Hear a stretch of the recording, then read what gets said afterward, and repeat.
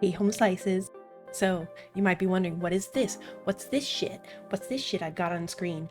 Well, it's a model that I was thinking of making for a dedicated, lineless kind of thing.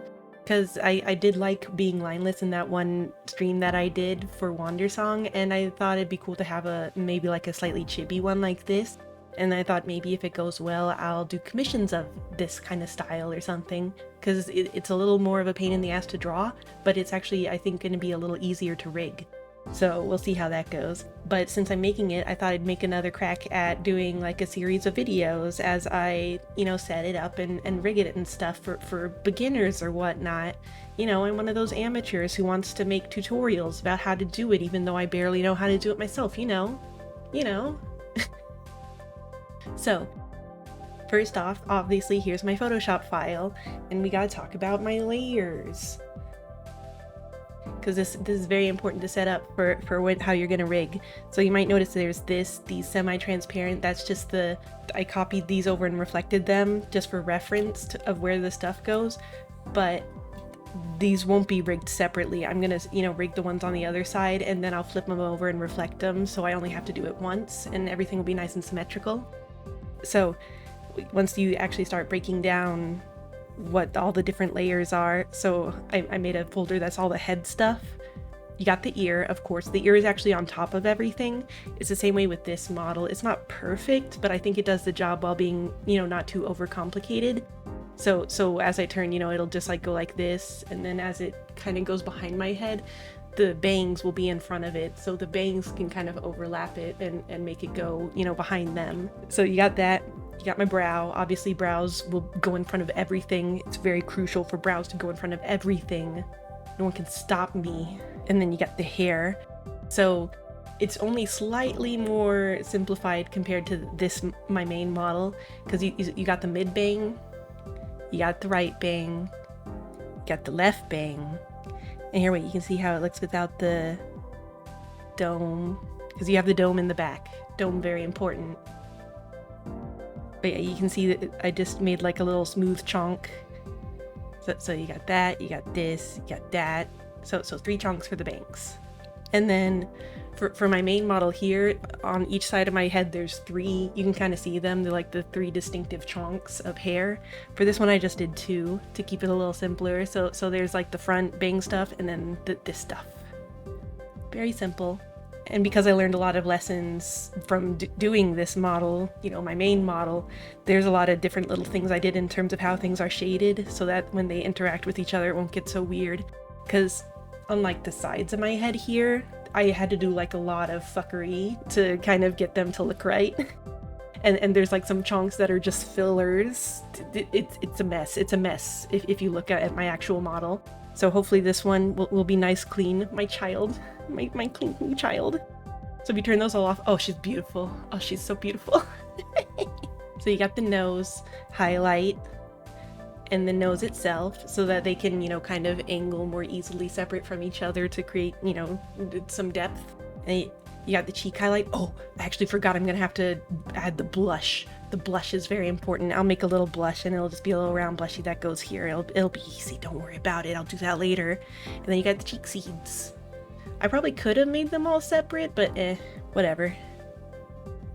It'll be good enough. And then you got the eye. So you got the top eyelid. Normally I would have a bottom eyelid like I have here, but since I'm going for that lineless style, I think I can get away without one, and it'll work pretty well and be pretty cute. So all I need is, I have the eye highlight, the pupil, the iris, which I make all one layer. The super anime kids will make like 50,000 layers for the iris. I don't fucks with that. I might separate the highlight depending. And the shadows on the white, this isn't something that I did for my main model, but it's another thing that I'm learning that I should do, because then I can close the whites and reform them without worrying about how the shadow's going to get all squished around. So it will just be on a clipping mask on the whites. You can have clipping masks in Live2D, it's very important. So, and then much like how I don't have a lower lid for my eye, I don't have a lower lip. I'm gonna try just doing it for this model so I got the top lip. And there's you can see there's some flesh color here, so that it can go over the mouth And I don't have to, you know, like really perfectly model the mouth top every single time. You got the tongue, and it'll be clipping mask to the inner mouth. And yeah, normally I would have a lower lip as well. But for this one, I'm gonna see what it's like just trying to deform the inner mouth to, you know, act like a lip. I think it'll be pretty good. Federal regulations require me to inform you that this is looking pretty good. So this is another thing that I'm going to try to do different from my main model. So if I turn off this is kind of like what my main model face looks like. I have the unshaded part and the shaded part under it.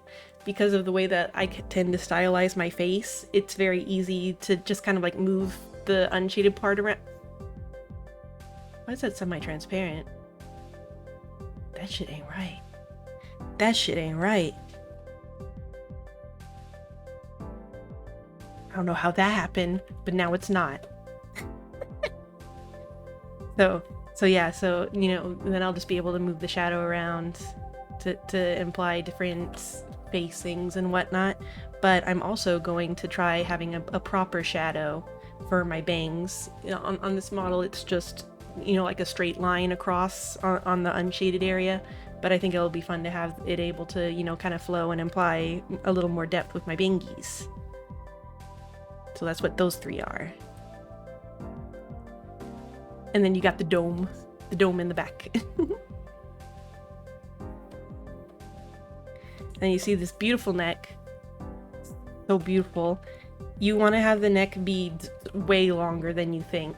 You'll think that it only needs to be so long. You want to make it super duper long so that it goes behind anything on your head as you turn and whatnot. You wouldn't believe how long some of the Hololive girls are. You have to really look at them real close. The neck's so long. And so that's all the stuff that's not in the bod. So then we get to the bod, which I'm, you know, keeping pretty simple. So I got the shorts tie, you know, just a little shorts tie layer so that can just flop back and forth a bit. And then the shorts, I just made it all one layer. This is what exists. This is canonical. Okay, it's canonical.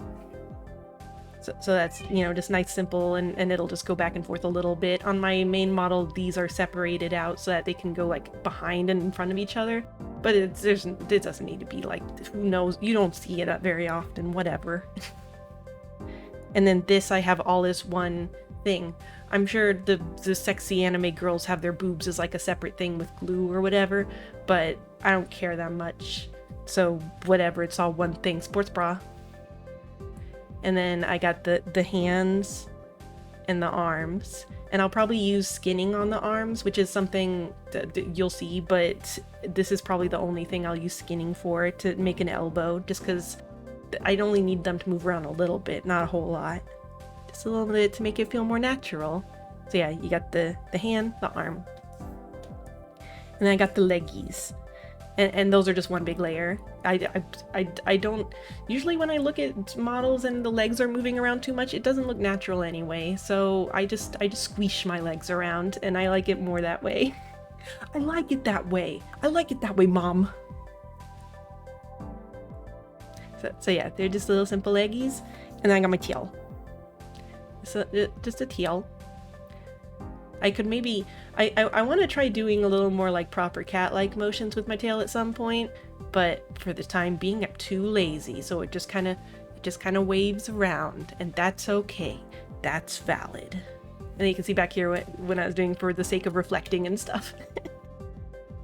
Boo boo boo. And then so all together you have all the layers, and they're ready to import into Live2D. Shoop boo boo. Shoop boo boo, shoop boo boo. And the reflection reference. Gotta add that blush, chotomate. Before I forget, I need to add the blush.